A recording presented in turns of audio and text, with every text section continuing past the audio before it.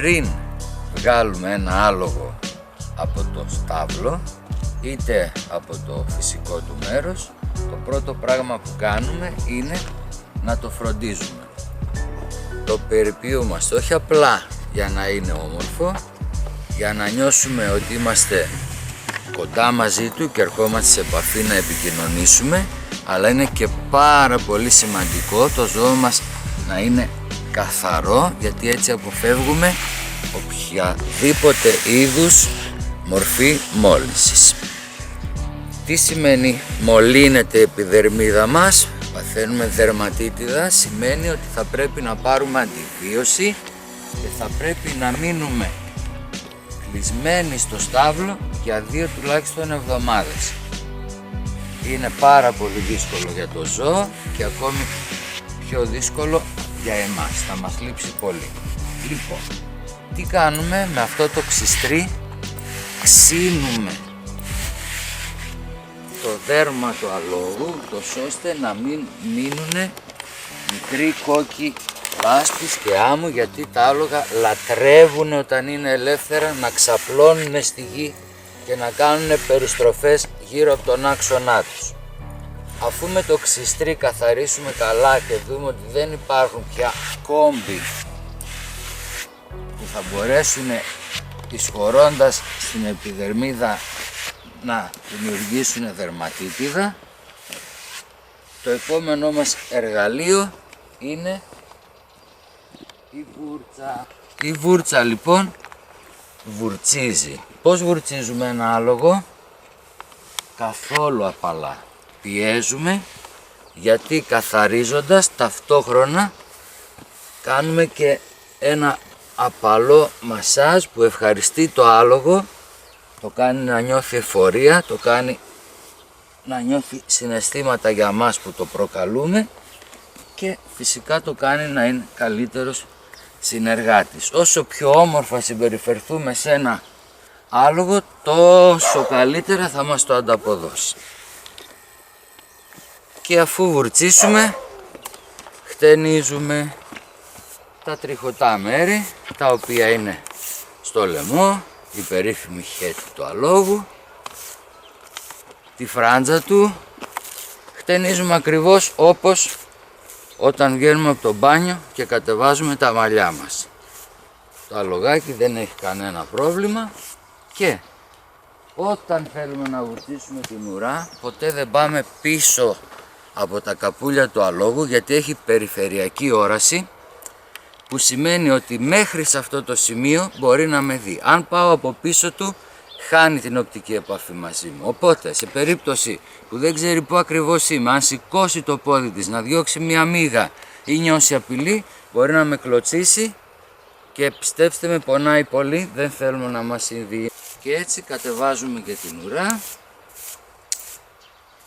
Αφού τελειώσουμε με την περιποίηση, όχι τόσο express όσο σας έδειξα για την οικονομία του χρόνου, είμαστε έτοιμοι να σελώσουμε. Λοιπόν, 2 είναι τα τμήματα.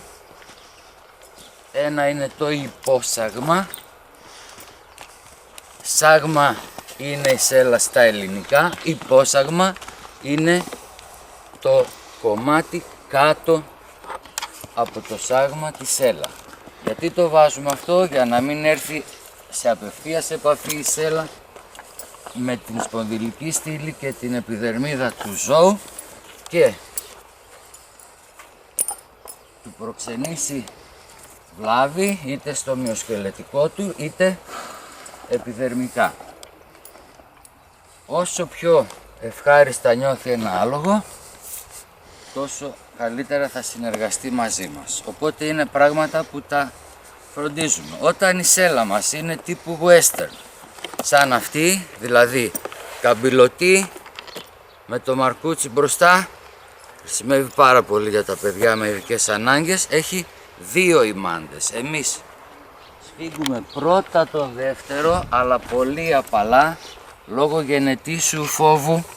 Τα αλογάκια όταν νιώσουν ενόχληση στην κοιλιά, αυτομάτως φέρνουν στο μυαλό τους μια παράσταση όπου ο θηρευτής που τα καταδιώκει πάντοτε ξεκινάει να τρώει από το στομάχι. Οπότε εκεί τα αλογάκια δεν θέλουν να νιώθουν ιδιαίτερη ενόχληση. Δυσφορούν και αυτό δεν το θέλουν. Όταν φτάσουμε στον μπροστινό ημάντα μπορούμε να σφίξουμε όσο θέλουμε και είναι πολύ βασικό να σφίξουμε καλά, αλλιώς η σέλα μας θα είναι χαλαρή και μπορεί με ένα μεγαλύτερο βάρος να γυρίσει αριστερά και δεξιά και να έχουμε πτώσει το αναβάτη, πράγμα που δεν το θέλουμε. Ο τρόπος αυτός που δένουμε λέγεται γραβάτα. Είναι ένας τρόπος να δέσουμε πάρα πολύ καλά τον πρώτο ημάντα και να διασφαλίσουμε ότι δεν θα χαλαρώσει η σέλα μας. Και τώρα είμαστε έτοιμοι να υποδεχτούμε τον αναβάτη μας.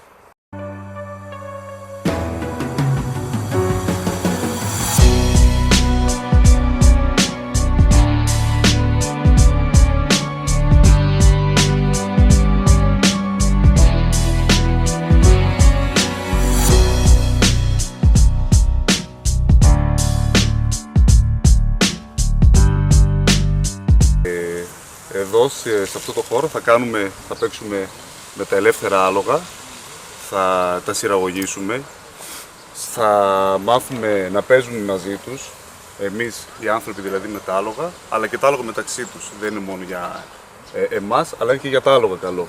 Τα ξεμουδιάζουμε, προσπαθούμε να τα κάνουμε να τρέξουν με τη φωνή μας και με μία μάστιγα που τη χρησιμοποιούμε μόνο για προέκταση του χεριού μας, για να τους δίνουμε κατεύθυνση μέσα σε αυτό το χώρο και δεν τους ακουμπάμε σε καμία περίπτωση. Δεν τα μαστιγώνουμε δηλαδή, χρησιμοποιούμε τη μάστιγα μόνο για να τους δίνουμε κατεύθυνση, να τους δίνουμε ρυθμό, με τι ρυθμό θα τρέχουν μέσα στο χώρο και επίσης αυτό, η σειραγώγηση με ελεύθερα άλογα είναι πάρα πολύ καλό για κάποιον τον οποίο φοβάται να έρθει σε επαφή με οποιοδήποτε ζώο και με άλογα που είναι ένα πολύ μεγάλο ζώο. Έτσι και μπορεί να έρθει σε άμεση επαφή μαζί τους, με αυτά που είναι εκπαιδευμένα άλογα, όχι μόνο οι ενήλικες αλλά και οι μικροί μαθητές. Η σειραγώγηση είναι πολύ σημαντική πρώτον για να ζεστάνουμε το άλογό μας και δεύτερον γιατί έτσι μαθαίνουμε ποια είναι η σωστή στάση κάτω από το άλογο. Τη σειραγώγηση μαθαίνουμε ποια είναι η σωστή στάση δίπλα και απέναντι στο άλογο. Τα μόνα μέσα που έχουμε και χρησιμοποιούμε είναι η μάστιγα και ο σειραγωγέας. Η μάστιγα είναι η προέκταση του χεριού μας, με την οποία θέλουμε να δώσουμε στο άλογο να καταλάβει που θέλουμε να πάει και που θέλουμε να μην πάει. Και στη σειραγώγηση μαθαίνουμε και τη γλώσσα σώματος του ίδιου του αλόγου. Στη συνέχεια, αφού σειραγωγήσουμε το άλογό μας και μάθουμε τα βασικά από κάτω, προχωράμε στον βασικό χειρισμό ηνίων. Αυτό που κάναμε πάνω, που έκανε η Ελίζα, ήταν ο βασικός χειρισμός ηνίων, δηλαδή μαθαίνουμε πώς να στρίβουμε το άλογό μας, πώς να το σταματάμε, πώς να το ξεκινάμε.